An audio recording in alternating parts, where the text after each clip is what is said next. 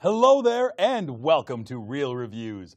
My name is Jamison Rabbit and today I'm joined by a man whose iconic call can be heard echoing through the forests of Wisconsin. His name is Mike Roth. Yep, and I only do it when I'm in the forest. Yeah? Yep, it's kind of like a Tarzan call, but way cooler. Way cooler? Way cooler. You're going to have to... Picture Mike, loincloth, in the forest, cool call. It's an eye patch, actually. Oh. Put that in your memory banks. So this week we have 4 movies on the marquee to talk about, as well as a throwback. That means we have a packed show. So enough dilly-dallying with your eye patches, sir. Let's get on with it. Let's get right into it. I wouldn't say it's dilly-dallying. All right. The first movie we have on the marquee is a movie that I am going to struggle to explain because it is unlike any movie that I've ever seen before. It is a movie called Swiss Army Man from the directors Daniels, they go by, and it is starring Paul Dano as a man named Hank.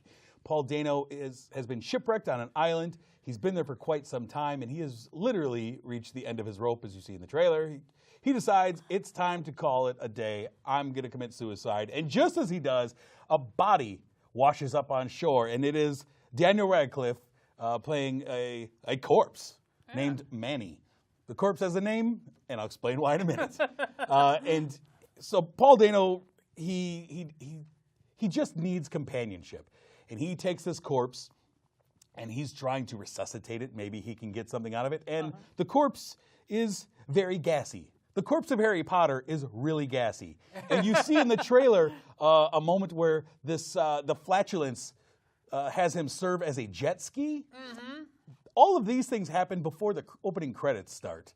You see Paul Dano, you see Hank riding Manny like a jet ski, riding a corpse using his gas as the power for this. They wash up on the mainland a bit. They're lost out in the woods, out in the wilderness.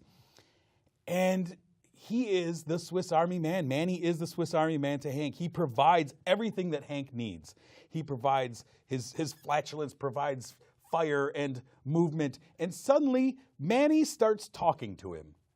And Manny starts to communicate. And it is as insane as I'm talking about. He's still dead.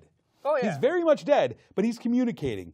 And there's his companionship keeps Hank alive, and it gives Hank a purpose all of a sudden, where he was at the end of his rope. Suddenly he has a purpose because Manny has questions, millions of questions, and Hank has to explain to him what life is like, what society is like, what's acceptable, what's not acceptable, what's this, why is this, and ultimately starts to really explain to him about love. And love is like his one big question that Manny can't wrap his head around. What is love? Why is love? How can I fall in love? And how do you? It really comes to this question of how do you explain and how do you recreate love to a corpse? And it's wild. This is one of those A24 production films that they do nothing but create great original ideas, right? They take original ideas and say, we'll put our money behind that. Yeah. This movie is more insane than I'm even making it sound out to be. I'm struggling to explain it in a cohesive manner. Well, just from the commercials and the sound bites that it just sounds wildly creative and out there. You watch the trailers and you see that, he's pulling back Daniel Radcliffe's hand so he can chop wood. Because he's the Swiss Army Man. It just does everything. He sounds a million times better than Wilson. It's, much more. There's some really vulnerable performances in here between the two of them. And the chemistry between Daniel Radcliffe and Paul Dano is really great. There's a chemistry? There is. They become very close and dependent on each other. And Daniel Radcliffe is really incredible because he's dead-eyed for the whole movie, but he puts on a full performance as this semi-reanimated corpse. See, I'm picturing it still as a one-man show, like No. a Weekend at Bernie's, but It only is one guy. absolutely not. It is. No? It's the two of them form this bond, form this relationship, and start to discover kind of things about life through each other that they didn't know. You also have Mary Elizabeth Winstead, who I really enjoy. We loved her in 10 Cloverfield Lane. Yeah. She's in this for a little bit, or in the third act. She's really good in the small time that you get. But the movie is really There's so many questions going on. There's weird musical interludes where they're singing or humming along to popular music, and it is playing in the movie as well at the same time. some weird musical interludes. The movie is... The guys who do Foley work for flatulence sounds got paid overtime in this movie because it is if you don't like fart gags, you'll probably hate a good chunk of this movie because it's heavy-handed with the fart gags. Well, there's only so much a corpse can do.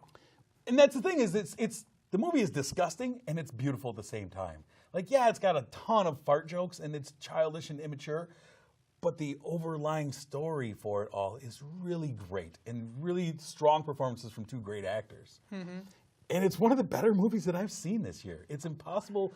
It's original. Like, it's not a sequel or a remake and all this garbage that we get during the summer. It's a truly original idea.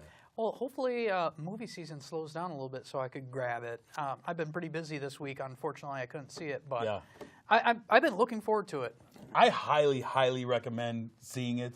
I give it 4.5 out of 5 stars. Yeah, one of the better movies of the year. And I like to reward movies that have original concepts, something that we don't get that often. No, and Swiss Army Man was phenomenal and great performances. So I highly recommend going to check that out if you can. I'm just taking a look at our list. We really don't have original No. content. But Speaking of unoriginal, what do you have? Speaking of, I have Purge Election Year. This is the third in hopefully a very short run of movies. Just to let everybody know, I love the original Purge. Sure. I thought it was an original idea. I really liked how everything was played out. But the second one went into more of a sensationalist, odd movement. Yeah. Almost like producers said, hey, this is what the kind of movie. But let's get into election year. Frank Corello, he's back. It's been 2 years since the last movie where he hit rock bottom and he was going to go out on Purge night to kill the person who accidentally ran over his wife and child. Well, now he went from rock bottom to be the head of security for Senator Charlie Rowan, who's going for president. It's election year, and she is going on the campaign of, we are going to stop Purge night. Anti-Purge. And Purge night does nothing but prey on the poor and the helpless, and it's a cash cow for the already wealthy. We got to end this night. We're not going to make victims of people who are already victimized. Awesome. But, of course, the head of the NFFC, I believe it's called, a very fascist-like group, and the runners against Charlie Rowan, they want to stop this. So they're using a Purge night for everyone, and they are hunting her down. And Frank Corello, he's out there to save the day again. Sure, he's a superhero. He is a superhero, and to get the senator through Purge night alive. She's being hunted down by the people who celebrate the Purge out in the streets and by trained assassins, neo-Nazi assassins. Why not? With unlimited bankroll. They got helicopters and guns. You just bam, bam, bam. But now you're skipping one of the major points of this movie is Michael T. Williams, the deli owner, who doesn't want to lose his deli, and him and his nephew or something? They're trying to protect the deli? I was trying he keeps wanting to go back to his deli? I didn't want to mention this. Well, he left it at one point when he but realized he's like, I gotta get back to my deli. And then after they got to somewhat safety, they're like, I gotta go back to the deli. I didn't want to mention that part because that part of the movie is why I'm giving it a less than stellar review. And he's the best actor in this cast. Michael T. Williams is a really good actor. But his part of the story came out kind of, I don't know, felt a little bit bad. It was extremely bad. It was stereotypes, exploiting stereotypes. They exploited stereotypes across the board for everyone here. Well, they had everybody who's in the Purge is trying to reincarnate a Marilyn Manson type attitude with creepy movements, but trying to make it sexy at the same time. Girls dancing in a circle amongst the carnage, which is something they did in the first one, but it's just getting so Those cliche. girls are comically bad in this movie, too. And the editing was bad because they didn't pull away. They were like, okay, this is tired. This is a cliche of this franchise. Let's hang with it until people are very uncomfortable. There was so much about this movie. I'm with you. I really dug the first one. Original concept. I think you're getting diminishing returns with these because the original concept no longer plays, but it's so redundant now, and it just comically bad, and it lacked any real stakes. That's the thing I like about the first one is it's a home invasion movie, basically, and it plays up your fear of the home invasion. And what do you do when they're coming for you? Yeah. And by helping this out point, other people and by having this people, point, it's literally like Frank Grillo is a superhero. He's Crossbones out there, and it's just there's no stakes. I don't care if this senator gets killed because the purge is going to continue because we're making money. Well, to me, it feels like it's when producers get more involved than the writers, which is not the case because James DeMonico, he wrote and directed all 3 of the Purge films. But what makes a better movie or sequel isn't necessarily let's have more guts, let's have more creepy. It's the bigger is better theory. Bigger and better theory is not bigger and better. Better writing is bigger and better. And that's the thing is they tried to tell a moral story with this movie. Yeah. They tried to play up today's politics and the moral story, and they got lost along the way, though. And that's what I liked about the movie when I first was talking about it. The main story is actually somewhat interesting, but when you're actually watching it and you realize they're rehashing all the stuff that didn't work from the last movie, it hurts it. It hurts it an extreme amount. Yeah, it was cartoonish. There's interesting imagery in the movie. You know, that they play up that really creepy imagery. But it's been done before in the other movies, and it was done by other people to the point where not everybody, when they go out there on Purge Night, should be acting like Marilyn Manson. Exactly. You have a diverse group out there, let them act diverse. Yeah, I don't know. I really lost touch with this series now. I don't want any more of these. I know we're going to get more. I know it, but I'm done with it. It's become so redundant. There's just weak storytelling in this now. There's some parts that I think is fun. There's some things that I did like about the movie. Unfortunately, there's so much stuff I didn't like. The whole about deli subplot, just Yeah. Come on, it's Purge Night. Why are you sleeping on the roof? Yeah. Just And everything then why about are you leaving? And why are you going back? Everything about that was just bad. I give it 2 stars. Yeah. The imagery is interesting. The underlying concept of the movie is okay, but they failed on so many fronts on the way. So I give it a 2.5. I thought it was mediocre. I may watch it again if Purge ever gets back onto track of good writing again, but it's highly doubtful. I might never ever see this movie again. that's true. Oh, well, next on the marquee, we have a big character. Somebody who everyone knows, I think. And that is Tarzan. We have The Legend of Tarzan from director David Yates. Tarzan, or John Clayton, or Lord Greystoke, whatever you want to call him, is played by Alexander Skarsgård. And we open, really, he's already Lord Greystoke in this movie. And he is called away back to the Congo. And he's the bad guy in this movie, played by Christoph Waltz, is a guy named Leon Ram. And Ram is sent from Belgium into the Congo in search of diamonds. It took me a while, but he was in Glorious Bastards. And I was like, was. yeah, that's where he was from. He was. So you also have Margot Robbie as Jane, of course, from Tarzan and Jane. And so you have the bad guys going in. Ram has struck a deal with the local chief, played by Jimon Hansu, to basically, I'll bring you Tarzan if you give me your ivory and your diamonds and such. We don't quite know why he wants Tarzan at this moment. And the problem is a lot of this movie is told through flashbacks, because we do open with him already being in civilized society as Lord Greystoke. And it's like, well, what happened to Tarzan? Where's Tarzan?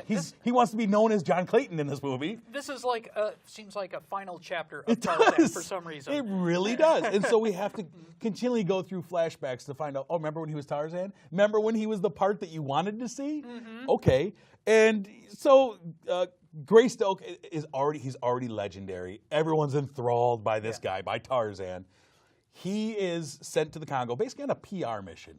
He and Jane has to follow him. And Samuel L. Jackson as George Washington Williams, an American guy who is there to get some evidence that there's slave trade going on in the Congo. He wants to gather up some evidence. And this has taken place in 1868, correct? Yes. Yeah. Just after the Civil War. And so the 3 of them go off into the Congo, and the legend of Tarzan and Jane is used against them. Ram knows who they are and says, okay, I'm going to use that against you. And Jane is used as bait, classic damsel in distress. She's used as bait to lure Tarzan out. And I think Christoph Waltz was great as Rom. I did too. He's great as the cool, calculating bad guy, like he was in Spectre. He was in a lot of these great movies. Yeah. Inglourious Bastards is his best. I even liked his little his weapon. I thought that was kind of he James has a Bondy rosary. cool. Your villain's main weapon is a rosary. But it's made out of silk from a special spider that makes it like magical. It was cool and horribly cheesy at the same time. It reminded me of like Oddjob's hat or something like it that. really It was. kind of Like, cool. you can't stop my rosary. He's always got it on him. It has special powers. Like that was weird. And you know what? My big thing is I didn't understand the tone of this movie. At some points, it's like a buddy road trip movie between Samuel L. Jackson and Alexander Skarsgård. Yep. And it's kind of slapsticky and weird, and then it's like got dark overtones as the Congo is being stripped of its resources, and it gets into the dark moments of Tarzan. You know what? I'm going to tell you what I liked about this movie, because it's going to be. I love the cinematography of it. Yep. Every shot was beautiful. The mistiness of the mountain tops and the jungle and stuff like that. I enjoyed half the characters. I thought Rom was excellent. I thought Margot Robbie as Jane was pretty good. I like the story, and now it stops. Yeah. After That's that, the thing is, I thought Samuel Jackson was out of place in this movie. very I thought out of place. He was doing his Samuel Jackson bit. Yeah. But it felt like he was taking his character from Long Kiss Goodnight, and it was just airdropped into this movie. Completely agree. And well, that feels out of place, because that really helped to throw the tone off of the movie every time he was in doing his shtick and dropping funny one-liners. Like, well, so what are we doing here? It was kind of all over the place with that. His character was historically and out of place, and his character was just out of place in general. And on top of that, Alex Skarsgård as Tarzan was not great. Tarzan is supposed to have a little charisma. He's supposed to feel. This Tarzan felt kind of deadpan, like he's going through the motion. 100%. He has the look. Hey, he looks That's like Tarzan. the only thing he had. But yeah, he had no charisma on screen, and I did not believe the bond between he and Jane. No.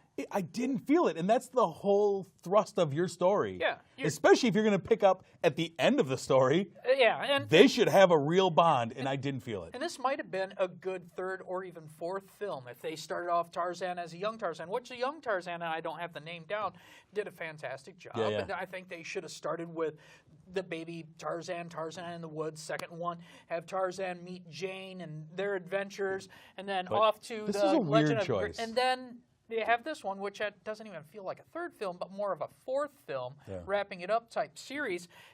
And I feel the two things that ruined it were your two main things, and that is Alexander Skarsgård and Samuel L. Jackson. Yeah. That's sad. It really is. Samuel L. Jackson is so much better than this. He was just misplaced in this movie. Yeah.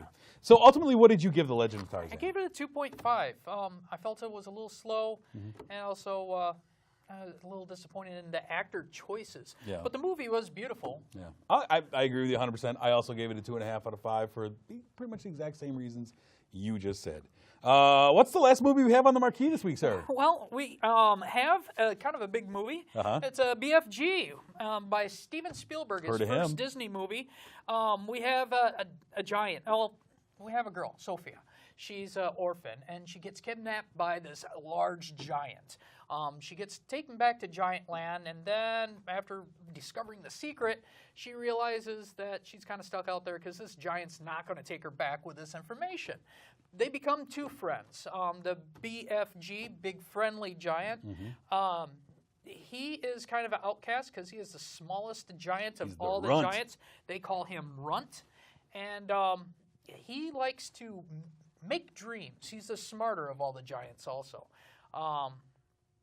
There's a little situation where the other giants kind of find out about Sophia, and they're trying to hunt her down, and they have to stop the larger giants.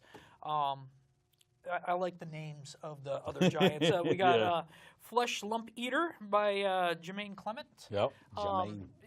it's a very fantastic tale. There's a lot of beautiful imagery. It's stuff you would pretty much expect from Steven Spielberg. Yeah, very much so. What do you think about it? There was a lot that I really liked. The live action mixed with the CG characters, I thought played well. I think that it is probably the most difficult thing to do is to pull off the completely CG human. The completely CG human is the hardest thing to pull off. And I thought that it was really good. Mark Rylance as the big friendly giant, I thought it was it really worked for me. And the emotion and the bond between he and Sophie, a really fun character design of all those giants. Yep. I really liked all those giants.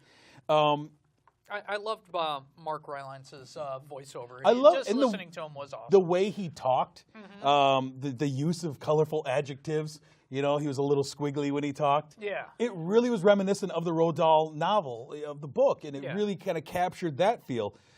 Again, just like in Swiss Army Man, you've got a lot of flatulence humor, a lot of whiz-popper farts going on in this. And I like that he's, the BFG is abused, and he is picked on, and that he and Sophie. Well, no, but I like how they handle that. Yeah. That it's he creates and controls these dreams. He's the artistic giant, and the big brute giants don't like that. And the way that they beat on him, he just wants companionship. Yeah. And we find out that Sophie's not the first one, and he's fiercely protective of her and of their friendship. Yeah. And he'll do anything to protect her, whatever it takes, even though he's outgunned and outmanned. And I thought that there was a really fun element of watching how to stand up for yourself when you're getting picked on and you're abused, and what you can take and what you can't. I couldn't put my finger on it. I felt like it was a little slow at parts, but I did enjoy the imagery a lot. I think kids will love this. The design of everything looked beautiful. The characters, the backgrounds. I like seeing the dreams. I like how they went into the dream world. I like how they got out of the giant world into the human world. I did find that anytime Sophia was in the giant world, it was a little bit wonky, I thought. Just because they haven't perfected having a human in an entire CG world. It always looks a little weird. But otherwise, the story made you not think of that too much. I thought that there was a nice mix of the whimsy and the melancholy and the action and the emotion between Sophie and the BFG.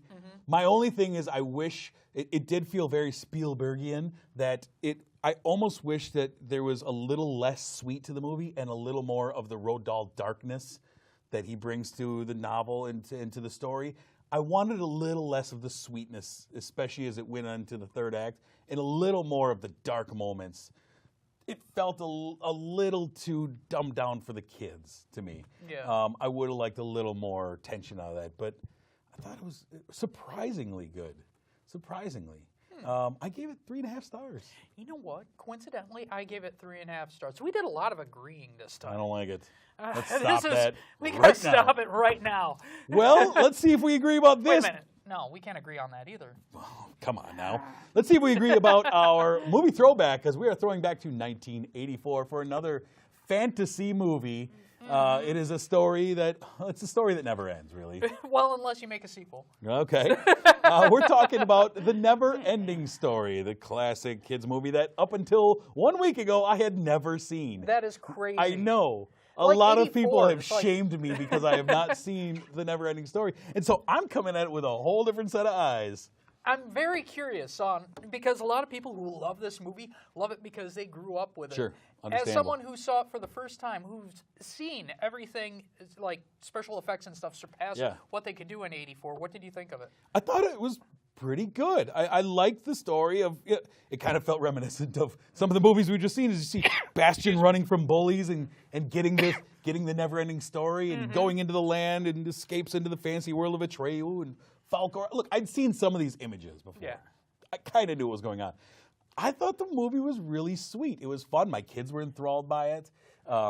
Seeing it for the first time, I understood why people who watched it as children back in the day would really love it. I totally get it.